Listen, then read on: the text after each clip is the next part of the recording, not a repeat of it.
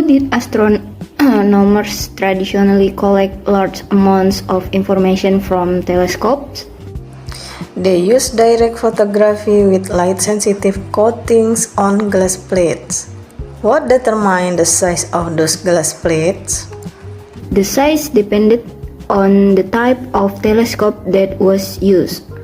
Why did wide field telescope require very large glass plates?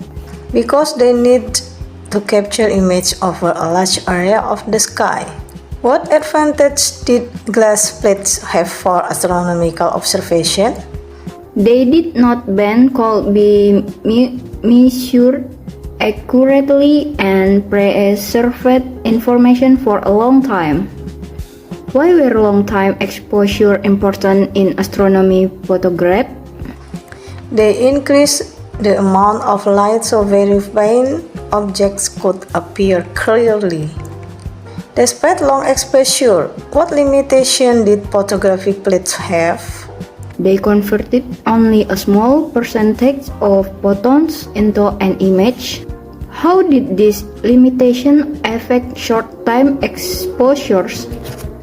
It made photography inefficient for short exposure times. Why was photography still considered useful despite its inefficiency?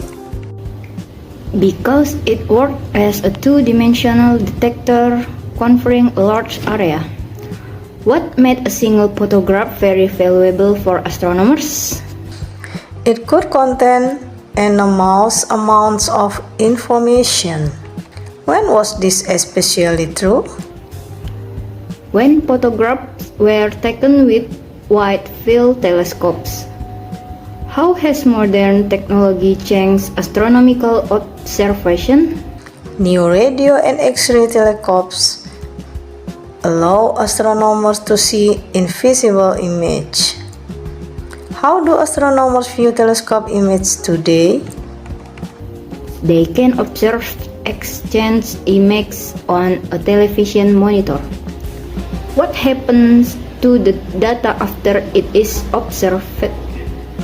It can be converted into digital form by a computer. What is this process called? It is called image processing.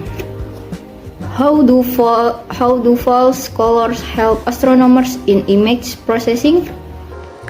They represent information like X-ray emissions that the human eye cannot see.